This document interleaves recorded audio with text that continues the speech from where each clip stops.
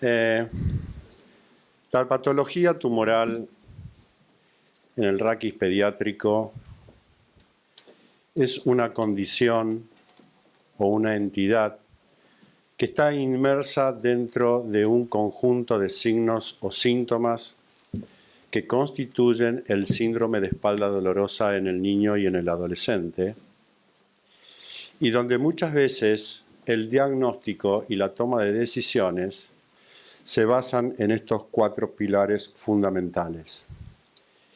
Teniendo en cuenta que los factores tumorales es una de las causas de este síndrome y que debido a la presentación muchas veces de un cortejo sintomático totalmente atípico,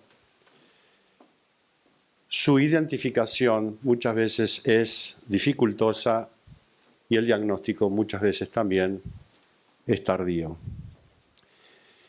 Y en estos 25 años,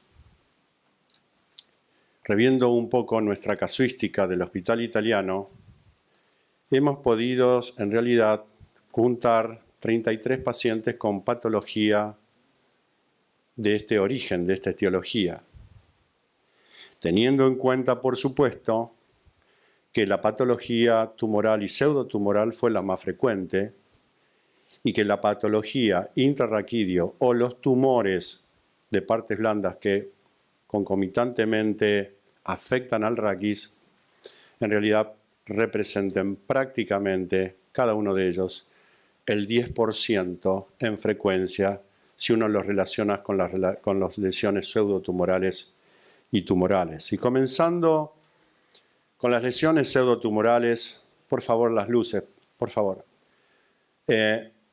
La histiocitosis acélula de Langerhans y el quiste óseo aneurismático fue la patología que más frecuentemente se presentó.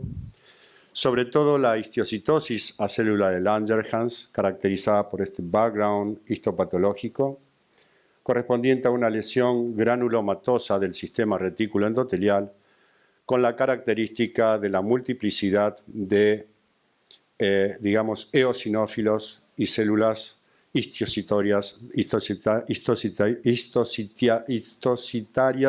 de Langerhans, en la que muchas veces y en los casos monofocales, la restitución parcial, como en este caso, y total, como en este otro caso, en realidad es quizás la regla general, teniendo que hemos inclusive reportado 2 casos de granuloma eosinófilo del Atlas en el Journal of Bone and Joint Surgery del año 2008, y en realidad la reconstitución en esos pacientes fueron totales, sin ningún tipo de procedimiento agresivo. Y solamente hemos operado algunos casos, no muchos, de este grupo, en que muchas veces nosotros evaluamos el patrón de deformidad y muchas veces las células del granuloma eosinófilo produce este patrón de deformidad vértebra en cuña que concomitantemente producen un riesgo potencial, digamos, en este caso medular. Este es un paciente, lógicamente, con esta patología, operado por vía anterior y posterior, y la evolución, como ustedes pueden observar aquí, prácticamente después de 5 años del post-op. El quiste óseo aneurismático también es una situación pseudotumoral en la cual se caracteriza por trabéculas que están limitadas por fibroblastos y que limitan los vasos sanguíneos, y donde la ubicación o la predilección desde el punto de vista anatómico a nivel del raquis realmente no tiene predilección por un área específica.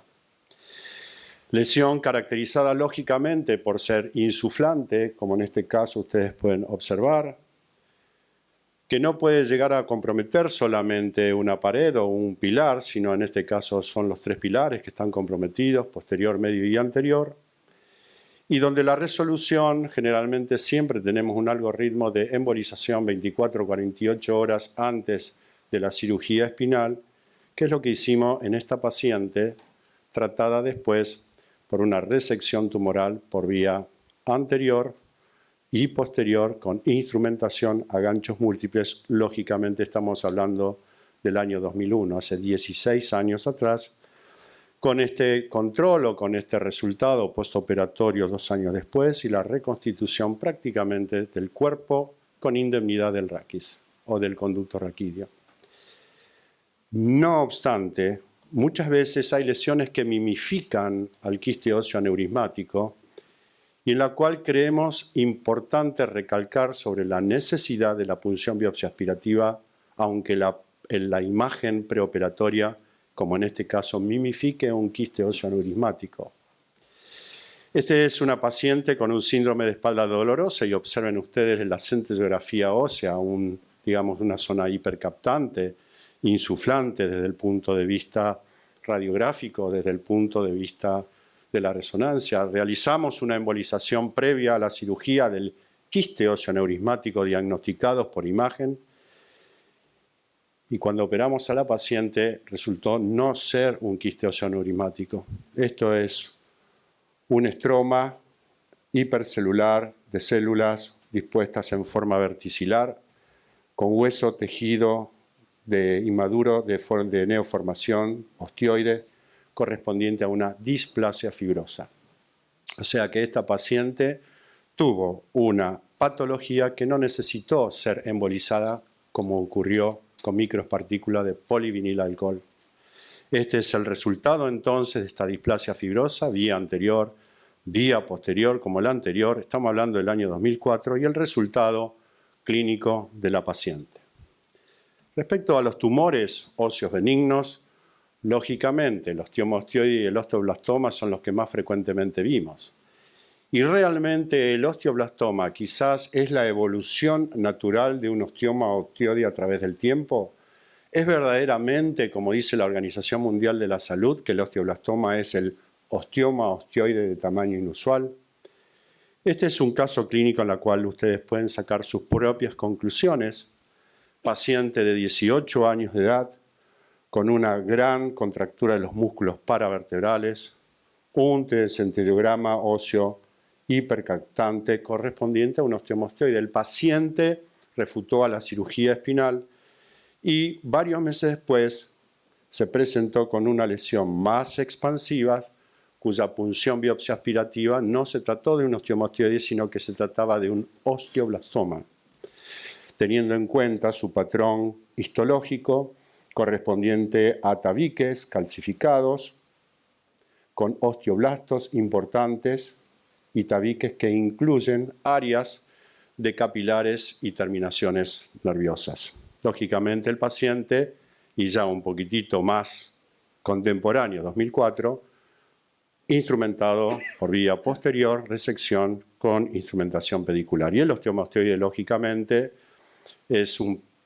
realmente es una patología tumoral benigna y en la cual muchas veces dice uno, bueno, dolor nocturno, bueno, el hecho de que no lo tenga tampoco lo descarta. Y en general muchas veces dan estas escoliosis cuidados cuando son dolorosas, en la que verdaderamente aquí ustedes tienen la lesión que fue resecada simplemente por vía posterior y generalmente el paciente después fue tratado con un corset TLCO por haber dejado una escoliosis estructuradas debido a la evolución crónica que tenía el paciente sin haber sido diagnosticado y tratado. Siempre fue tratado por una escoliosis idiopática del adolescente. Restos, digamos, de las lesiones óseas tumorales, los malignos, ustedes pueden observar.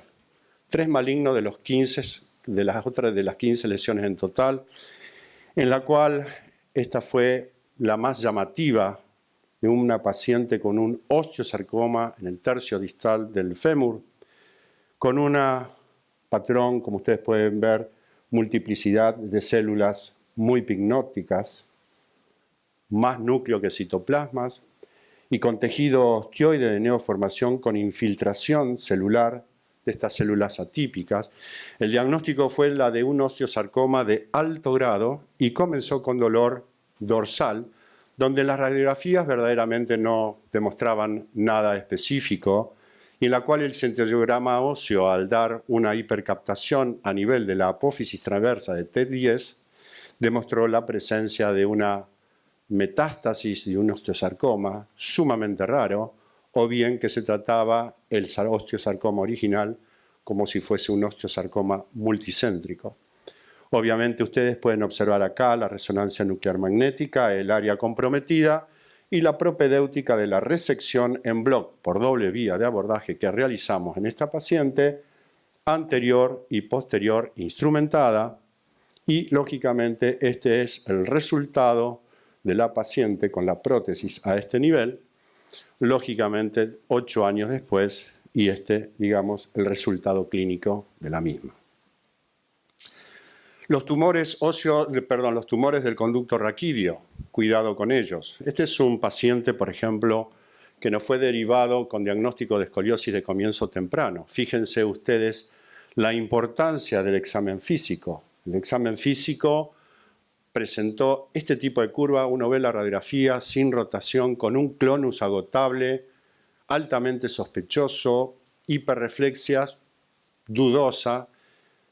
Paciente menor de 11 años de edad que comienza con este tipo de curva, es preferible siempre realizar una resonancia nuclear magnética previa, porque existe un 27 o un 28% de los casos que tenga alguna alteración dentro del conducto raquídeo. Y la resonancia, estas son las radiografías en bending, demostró lógicamente la presencia de un tumor intramedular correspondiente a un ganglioglioma intramedular, y en el cual el paciente está siendo tratado en estos momentos, ahora sí, por una escoliosis de comienzo temprano, pero de orden neurológico, debido a que el paciente quedó parapléjico después de la neurocirugía. Obviamente, dentro de las lesiones tumorales con compromiso espinal, en realidad estas lesiones muchas veces pueden confundir o ser mal interpretadas como escoliosis idiopáticas. Lógicamente, fíjense, este es un caso de una paciente de 14 años de edad con un descentrado del tronco a la izquierda y la presencia de una jiba derecha. Teniendo en cuenta la jiba derecha, el lado derecho, poca rotación, muy raro en una escoliosis idiopática una jiba derecha en la concavidad de la curva. La resonancia nuclear magnética nos demostró la presencia de un tumor, como ustedes pueden observar aquí, con anteropulsión del riñón y con compromiso teóricamente del conducto raquídeo. El mismo fue en realidad operado y el diagnóstico final fue de un tumor desmoplásico de células redondas debido a que se revió la biopsia, ya que el diagnóstico inicial fue la de un lipoma y o sinoviosarcoma. Esto fue operado conjuntamente con cirugía general pediátrico, este es el lecho de la resección tumoral, y desgraciadamente la paciente falleció pocos meses después por metástasis múltiples. Y esto verdaderamente origina un principio. Aquellos que estamos verdaderamente abocados a estas situaciones, en la cual el principio número 1 es sobre la necesidad de un examen clínico minucioso basado en la clínica de la paciente, porque en ese caso la jiba se presentó en la concavidad de la curva y no en la concavidad. Este es otro caso de una paciente de 13 años de edad, deformidad espinal, escoliosis idiopática del adolescente, clínica, la clínica en el perfil, la jiba en el lado derecho. Esta es la progresión de la curva. Estas son las radiografías en bending. Y si uno en realidad va minuciosamente a ver las radiografías, observan a este nivel una imagen que se repite en realidad en los bendings. La resonancia nuclear magnética y la tomografía axial computada demostró la presencia de un quiste con horadación de los cuerpos vertebrales correspondiente a una duplicación esofágica. Y en teoría esto fue tratado por cirugía general pediátrica con resección del mismo por vía endoscópica y posteriormente nosotros realizamos nuestra cirugía espinal con una artrodesis vertebral posterior de la curva torácica, siendo ese el resultado radiográfico en el frente y en el perfil. Esto quizás origina el principio número 2, sobre la necesidad de un buen análisis de las imágenes, teniendo en cuenta que en este caso anterior las imágenes se repitieron en el frente y en los bendings. Este es otro caso, un paciente de 8 años de edad, lo cual se nos mandó en realidad para un control de una escoliosis idiopática juvenil o de comienzo temprano si ustedes quieren. Y en realidad por anamnesis tenía el antecedente de un dolor lumbar de 3 años de evolución. Las escoliosis duelen.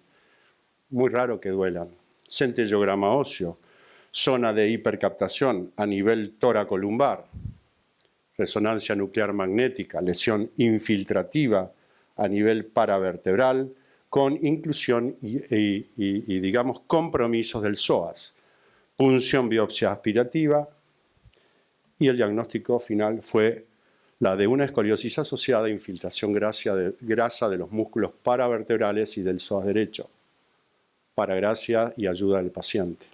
No obstante, ya el paciente tenía esta situación clínica que nos llevó lógicamente a realizar, debido inclusive a la progresión de la curva, una artrodesis vertebral posterior instrumentada, siendo los resultados correspondientes. Este caso quizás origina dos principios. El principio número 3, teniendo en cuenta que las escoliosis generalmente no duelen, los pacientes consultan por deformidad y no por dolor. Y el principio número 4, sobre la importancia de un buen interrogatorio. Y este es el último caso de un paciente portador de una neurofibromatosis de von Recklinghausen de 6 años de edad, que se nos envió, y obviamente con un antecedente de una operación de un amartoma retroperitoneal, se nos mandó con estas radiografías para la colocación de un corsé de Milwaukee, estamos hablando del año 94, con el diagnóstico de escoliosis idiopática juvenil. No obstante, tratándose verdaderamente de una neurofibromatosis, uno tiene que hacer un chequeo para tratar de descartar lesiones propias de la neurofibromatosis. Tomografía lineal simple, estamos hablando de 13 años atrás, no más, 23 años atrás. Y ahí ustedes pueden observar el aumento de la distancia a nivel del conducto raquídeo, el scalloping cérvico dorsal, correspondiente a una ectasia dural con retropusión de la médula espinal, la presencia, digamos, de 2 membranas a ese nivel, paciente que en realidad fue operado por neurocirugía con laminoplastía y a pesar de la laminoplastía a ese nivel, el paciente en realidad tuvo, más que una escoliosis, una cifoescoliosis, tratado el mismo por vía anterior y posterior instrumentada con instrumentación a ganchos múltiples, y este es el resultado 6 años después, y que a pesar del desenganche del clo superior, el paciente nunca se quejó de ello, y estas son las radiografías 12 años después, y esta es la imagen clínica 12 años después, habiendo partido de esta situación preoperatoria. Y esto origina el penúltimo principio. El principio número 5, es decir, cuando un paciente venga en un contexto de un síndrome, de una enfermedad previa, el cirujano espinal debería tener en consideración de las implicancias espinales que tiene ese síndrome o esa enfermedad o ese contexto. Y lógicamente esto originaría prácticamente el principio número 6, que para mí es el más importante de todos, que es justamente recordar los principios anteriores. Muchas gracias.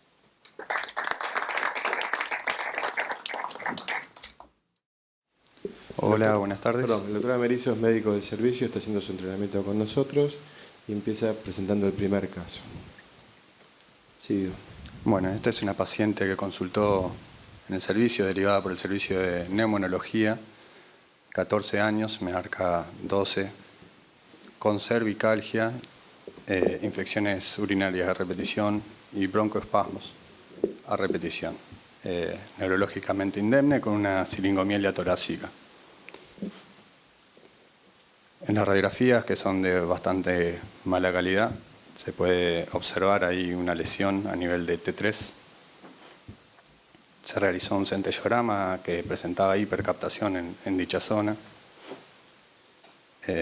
Ahí un poco más ampliada la imagen. Y se realizó una tomografía computada donde se observa una lesión lítica de T3 en cuerpo, pedículo y arco posterior del mismo. Un poco más de imágenes tomográficas de la lesión.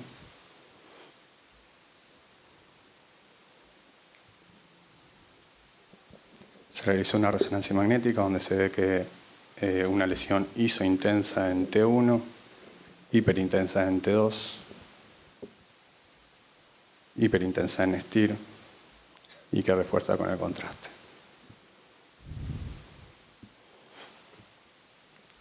Se hizo un SPECT donde no se encontró otra captación más allá de la T3. Bueno, acá las pautas que se planteaban era qué conducta seguir, qué tipo, si se le hacen alguna biopsia tipo TAC, alguna biopsia quirúrgica o si directamente van a la cirugía. La realidad es que esta paciente, bueno, el hallazgo de la lesión fue casual.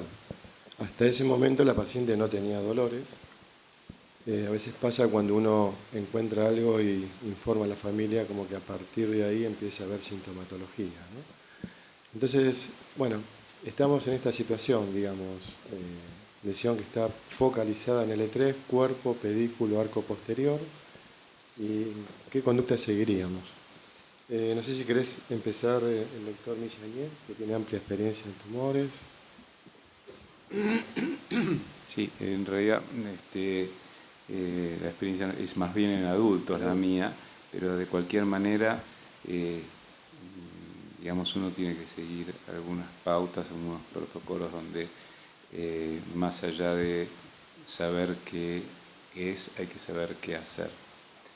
Y en este caso, si uno intenta hacer un diagnóstico presuntivo de lesión, resulta muy difícil. De hecho, desde ya, hacer presunciones de diagnósticos histológicos en imágenes, sobre todo en la columna, resulta muy difícil, salvo algunos casos muy específicos, como los que mostraron un osteomostoide o un quiste aneurismático, un TCG, digamos. Pero la mayor parte de las veces las imágenes no son muy características como lo son en los huesos largos, con descripciones clásicas para cada patología. Acá lo que vemos es una lesión que, si bien podemos mostrar imágenes del tomo, algún corte axial. Bueno, vemos una imagen que, si bien tiene cierto contorno irregular, no tiene alguna de las otras características de la agresividad, como son el crecimiento por fuera del compartimiento, o sea, atravesando la cortical o dando una invasión a las partes blandas perivertebrales. De cualquier manera, en este caso yo no arriesgaría a una presunción diagnóstica y iría directamente, sin dudarlo, a hacer una biopsia guiada por tomografía computada. ¿Todos haríamos la punción biopsia? Sí, sin duda. Aparte que se ven, si están respetadas las corticales, pues estamos ante una lesión benigna, ¿no? No está insuflando, el quiste no está insuflando para nada la periferia del mismo. Si hiciéramos un ejercicio, digamos, pensando en patología benigna, Rubén, ¿qué pensarías? Porque nosotros pensamos varias cosas, pero coincido con lo que decía el doctor Michanier, que acá la palabra la tiene el patólogo, ¿no? ¿Qué edad tiene la paciente? 14 años. 14 años. Tiene, en realidad, lógicamente, está dentro de lo que es la anatomía normal del cuerpo, ¿no? Teniendo en cuenta que uno, en cierta manera, podría pensar en una patología tumoral o pseudotumoral, es decir, una patología benigna. Yo creo que inclusive en la tomografía, en la resonancia, ¿me podrías pasar la resonancia, por favor, de perfil? En esa. En realidad capta prácticamente como si fuera el líquido cefalorraquídeo de color blanco, por lo cual en realidad debe tener líquido adentro. Si tiene líquido adentro, bueno, probablemente esté realmente tratándose de, quizás me da la impresión de un quiste osteoaneurismático. Esa sería mi primera presunción diagnóstica. Cuidado con el sarcoma de Ewing, a esta edad también está dentro del grupo hectario, se da entre los 8 y los 16 años de edad. No me impresiona como una reticulocitosis a célula de Langerhans, no me impresiona como eso. Mi primera impresión diagnóstico es un quiste osteoaneurismático. Perfecto. Sí. Yo opinaría lo contrario al doctor. El quiste cero aneurismático pues insufla un poco, ¿no? La periferia del quiste. Es que yo veo la imagen insuflada. Sí, pues Sí. vena a un lado. El pedículo está ensanchado, ¿no? Ensanchado, pero no la adelgaza totalmente, ¿no? Ajá. O sea, yo me inclinaría a un osteocondroma más bien por la edad, y pues me inclinaría a un osteocondroma. A un sarcoma IUI, pues más frecuentemente en la región lumbar o sacra. Ok. Mariano. Perdón, una cosita más. Estamos viendo características de imágenes, pero no hay que olvidarse de los antecedentes clínicos, donde se dijo que la paciente era asintomática. Sería muy raro que una paciente con un sarcoma IUI invertebral, por más que todavía no haya salido de la vértebra, cosa que es una cuestión bastante precoz en el sarcoma Ewing, que sea asintomático. Por el contrario, sería muy doloroso. Ok. Mariano y Carlitos, una de las cosas que se charlaron, bueno, que podía ser un quiste aneurismático o un hemangioma. Está bien. Si fue un hemangioma, ¿tomarían algún recaudo en particular por el tema de la punción? Porque, digamos, si tiene contenido líquido, puede generar algún tipo de sangrado. No. Yo personalmente no, nunca he tenido una complicación por una biopsia, y las únicas situaciones, digamos, realmente estresantes son metástasis de hipernefroma, de carcinoma de riñón. Los demás, por más que sean tumores de alguna estirpe vascular, no significa que tengan por qué provocar algún tipo de situación hemorrágica. Un grupo etario de mayor edad, ¿no? A los 14 años. Hoy he visto... Desde ya. No, okay. dije la única situación. Bueno, avanzamos. Guido. Bueno, nosotros nos decidimos por la biopsia bajo TAC, obviamente, y el diagnóstico que obtuvimos fue hemangioma. Armando, ya tenemos diagnóstico. ¿Qué conducta sigue el paciente que está asintomático al momento, digamos, del diagnóstico histopatológico, una patología benigna? ¿Lo observás? ¿Lo tratás? Lógicamente que este es un paciente que es un tumor que no da síntomas, silente, un hallazgo. Yo pienso que la conducta lógica no parece por la arquitectura del tumor, que está trabeculado, por lo tanto no parece que fuese a punto de romperse o algo así. Yo simplemente haría observación, nada más. Ahora, el problema de la observación es, habiendo visto esta lesión, la familia le va a preguntar, ¿puede hacer deporte, doctor? Y esa es la pregunta del millón. Mariano y Carlitos Agüero nos pueden responder. Yo realmente, perdóname Carlos, pero dada, digamos, la forma, digamos, de la lesión, tiene trabeculaciones internas, es insuflante. Si me viniera ese diagnóstico, trataría de rever un poco la biopsia por otro patólogo y hacer un doble o un triple ciego, ¿no? Te aclaro que el estudio histopatológico lo hizo una persona que hace específicamente Sí, me imagino quién. patología de hueso, Me ¿no? imagino quién, Sí. obvio. Pero bueno, no, yo en realidad yo creo que inclusive es de tal magnitud esa vértebra que yo creo que consideraría el tratamiento de esa paciente. No lo dejaría, no lo observaría. Mariano, igual.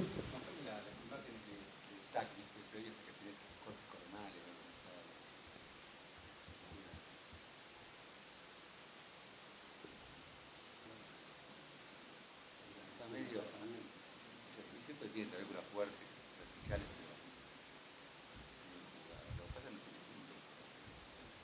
lo que pasa es una vértebra alta que no tiene tantísima carga.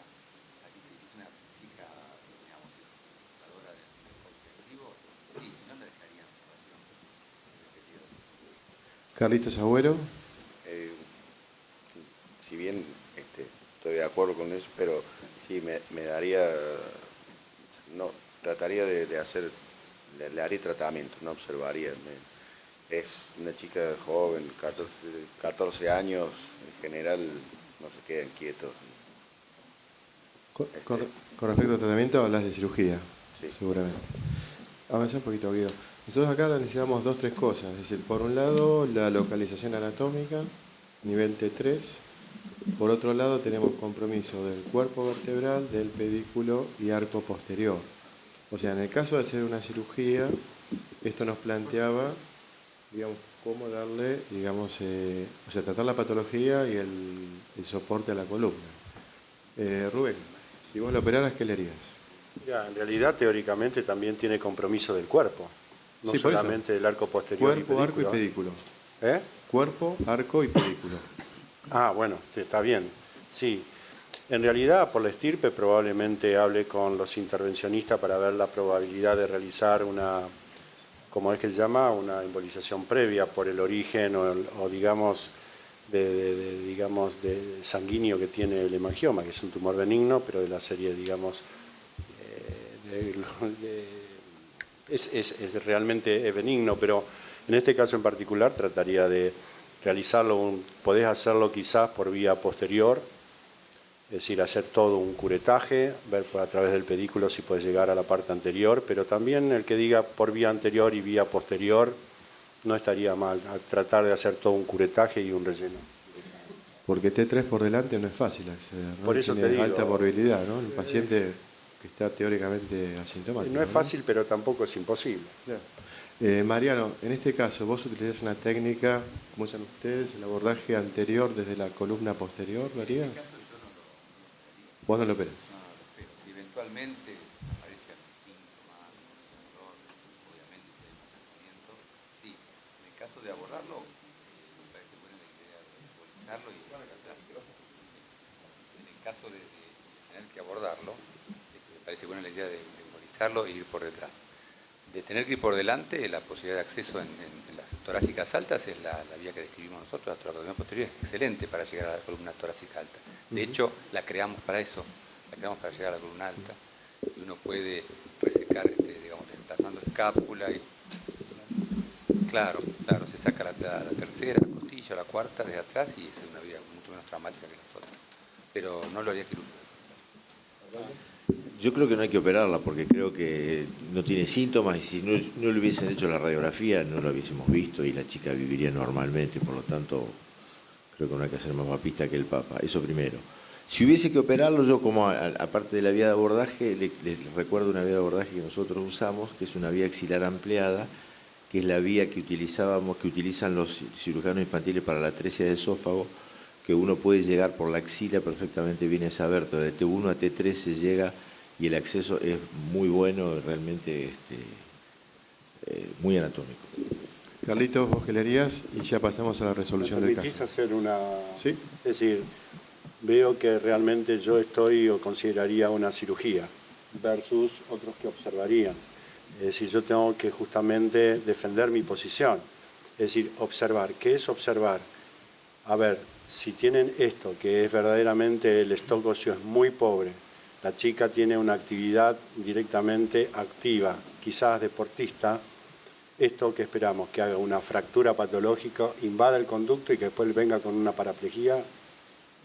Te aclaro que la Entonces paciente... ahí ya el problema más que la imagen y que todo eso vendría ya con una complicación ya que ya es otro escenario absolutamente diferente. Por eso defiendo mi postura de operar a esta paciente. Esta paciente, después que le hicimos la biopsia, comenzó a tener dolor en forma prácticamente sistemática, incluso la tuvimos que conectar con el equipo de dolor. La verdad que era difícil discriminar si era por la patología o si era la angustia de tener esta lesión en un sector muy alto de la columna, ¿no? Carlos, estas imágenes que están acá son posteriores a la biopsia porque parecería como que estuviera peor el cuerpo. Sí, posteriores a la biopsia. Sí, pero poco tiempo, habrán pasado 30 días, no más. Bueno, avanza Guido, mostramos lo que hicimos.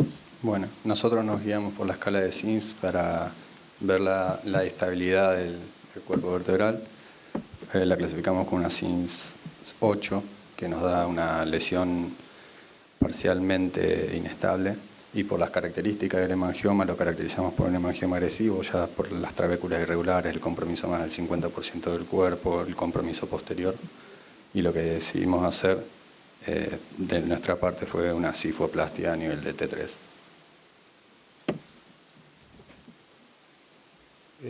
Lo hicimos con la gente de hemodinamia tratando de dejar cemento en el pedículo que estaba comprometido. Se hizo con potenciales al momento del procedimiento. La chiquita tiene ahora 2 años de evolución, yo creo, y hasta el momento se mantiene asintomática. ¿Se fue el dolor? Se le fue el dolor. Bien. Y nos pareció que era un gesto intermedio y no nos descartaba a futuro la posibilidad de un tratamiento quirúrgico si es que la evolución no era la adecuada. ¿Y cuál Doctor sería, Millán, hubiese sido tu approach? En caso de proseguir con dolor, ¿cuál hubiese sido tu approach?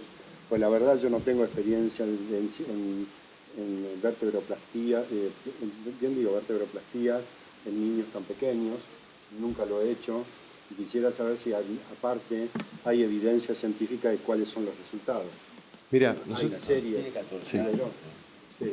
La realidad es 14 que años, estamos, es pediátrico. lo discutimos bastante con hemodinamia. No encontramos series en pediatría, la mayoría son series en pacientes adultos.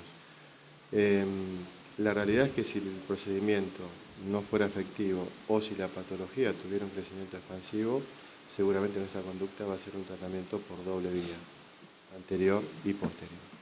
Porque, digamos, ¿cómo? Hay instrumentación. Sí. Carlos, y al momento de hacerla le pusieron medio contraste para ver si había una conexión con algún vaso, Sí. a ver si en migración, ¿cómo Sí, cómo fue se hizo en hemodinamia el procedimiento. Bueno, primero se hizo la marcación. Habíamos solicitado una jaulita para evitar migración de cemento, cosa que en el medio público no pudimos conseguir, una malla. Y se hizo con mucho cuidado, con registro de potenciales durante el procedimiento, y afortunadamente no tuvimos ninguna complicación.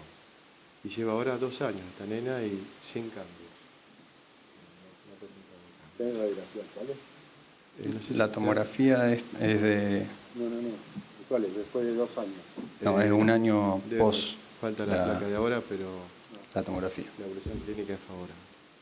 Y nosotros sería el único caso que tenemos de cemento en población pediátrica. No es un protocolo que utilicemos en forma habitual. Un comentario. Dale. Volviendo un poquito para atrás, quería resaltar un hecho del tema de diagnóstico.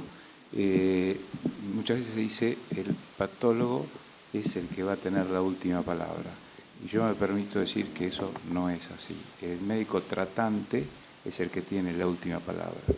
Porque, como dijo acá el doctor Naenza, él duda del diagnóstico.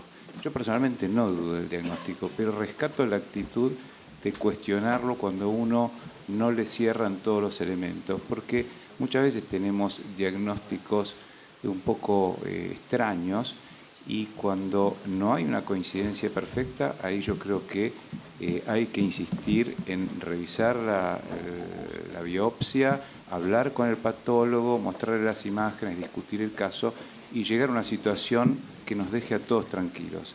Porque, insisto, hay veces que los diagnósticos no cierran con el resto del cuadro clínico. Y me parece excelente la resolución del caso, la vertebroplastia me parece estupenda. Bueno, vamos en virtud del tiempo a pasar a un caso que lo vamos a pasar bastante rápido. Es un caso que sí nos trajo bastantes dificultades. Yo creo que Rubén lo conoce.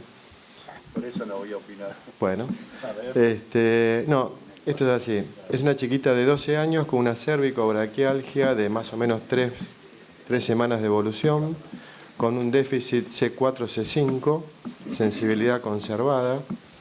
El estudio radiológico y tomográfico ya nos muestra la imagen que vemos en tomografía, una patología, digamos, que se localiza en el cuerpo vertebral y se expande lateralmente, que incluso rechaza la musculatura del cuello. Hay una tumoración palpable. Este es el estudio de resonancia.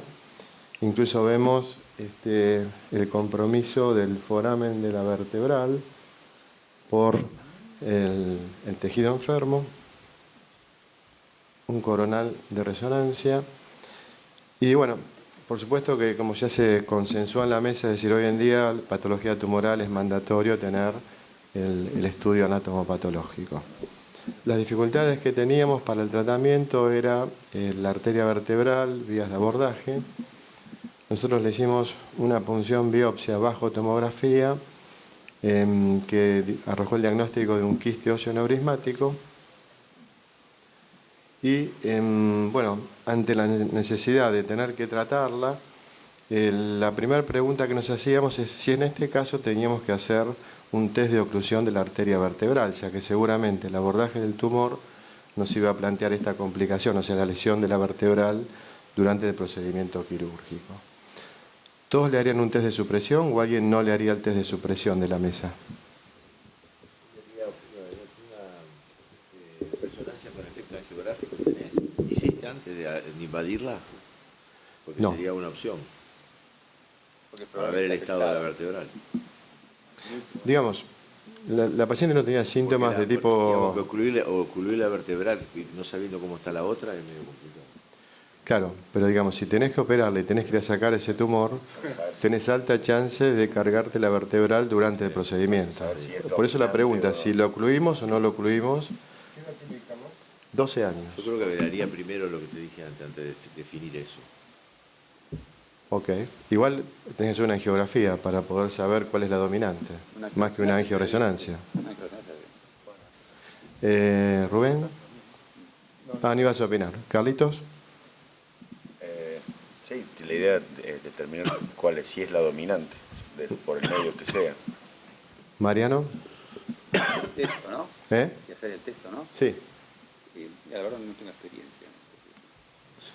Nosotros lo analizamos con la gente de hemodinamia y este caso en realidad era recomendable hacer el test de supresión de la vertebral, lo cual significa hacer el bloqueo bipolar, o sea, por debajo y por encima de la lesión, pensando en el momento de la cirugía. Acá se ve el procedimiento, se ve el COI ya colocado, acá está. Y bueno, tenemos un paciente con un quiste óseo neurismático, una tumoración palpable, un déficit neurológico, había ocupación del conducto a nivel C4.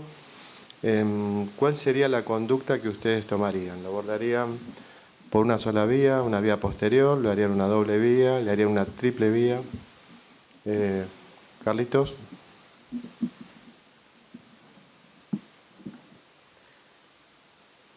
Son todas las preguntas que nos hicimos nosotros. Complicado, se ve bien, se expande bien hacia el lateral. O sea, no soy tan buen cirujano de cervical, seguramente entraría con alguien, con un cirujano de cabeza y cuello, que me dé una mano, inclusive también para tratar de salvar la vertebral, porque probablemente pues, corre mucho riesgo.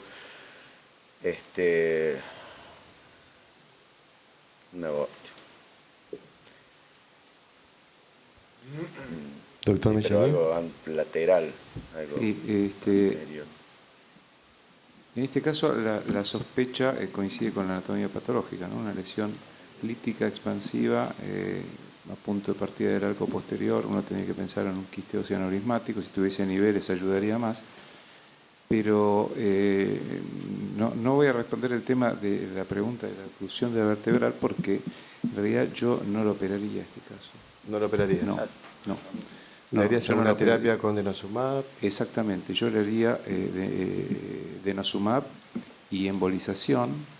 Creo que después de eso posiblemente no requiera ningún otro tipo de tratamiento. Vos sabés que nosotros buscamos bibliografía y la realidad que el denosumab hay 2 casos pediátricos.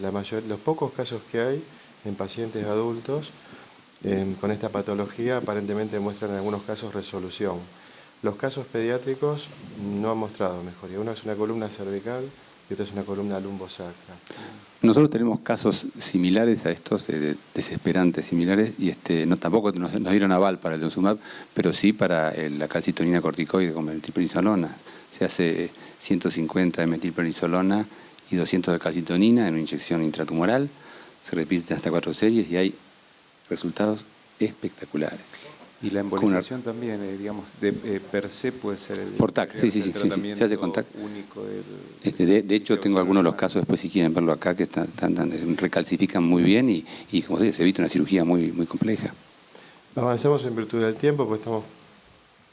Este chiquito nosotros lo operamos.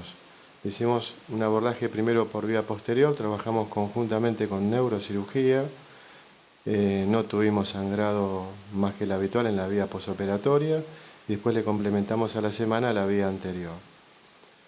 La paciente en el posoperatorio tuvo una ptosis palpebral, pensamos que tiene que ver con la zona de acceso, pero digamos lo complejo de este caso vino después, que a los 45 días la paciente la seguimos controlando, reaparece una cervicobraquialgia derecha y aparece una tumoración en el cuello mucho más grande que la que tuvo inicialmente. O sea, estamos a los 45 días con un doble abordaje hecho, un test de supresión de la vertebral ya hecho también, y con el paciente con una recidiva del tumor. Perdón, ¿la anatomía patológica confirmó? Confirmó el diagnóstico de punción, y ante esta recidiva volvimos a rechequear nuevamente todos los tacos, los de la punción y los de la cirugía, con un patólogo de hueso que en principio no tenía dudas que el diagnóstico era ese. Fíjense el tamaño del tumor. Entonces, ¿qué hacemos? Si el diagnóstico está confirmado, sigue vigente la posibilidad de utilizar medios médicos de tratamiento, como son los planteados, y reservar lo que es una resección tumoral únicamente a los efectos de descomprimir alguna zona en conflicto. Con respecto a la colocación de histoacril, nosotros intentamos, y la embolización también, pero el estudio vascular mostraba que la espinal anterior era la zona de acceso de la embolización, con lo cual el hacer la embolización generaba la posibilidad que haga este paciente una lesión medular completa. Entonces prácticamente la embolización en este caso quedó descartada, ¿no? Bueno, en virtud del tiempo, Coco, vamos terminando. Esto les muestro lo que hicimos. Volvimos nuevamente por vía posterior, resecamos parte del tumor, ahí se ve la imagen del microscopio, y después por vía lateral accedimos al tumor, que se lo encontró como un tumor realmente organizado, con un plano de clivaje, y se pudo resecar. Lo charlamos con la gente de oncología, si bien la radioterapia estaría contraindicada en esta patología por el riesgo de malignización, nos preocupaba que esta paciente tuviera una nueva recidiva en corto plazo. Entonces, junto con la gente de radioterapia, se estipuló hacer un tratamiento con radioterapia a bajas dosis, fueron 10 sesiones. Este es el examen de la niña, resultado postquirúrgico, y ya tenemos casi 8 años de evolución. Estas son tomografías ya alejadas del procedimiento, donde la paciente, bueno, no tiene recidiva, ¿no? Hasta el momento no ha planteado eso. Bueno, muchas gracias y perdón por el tiempo.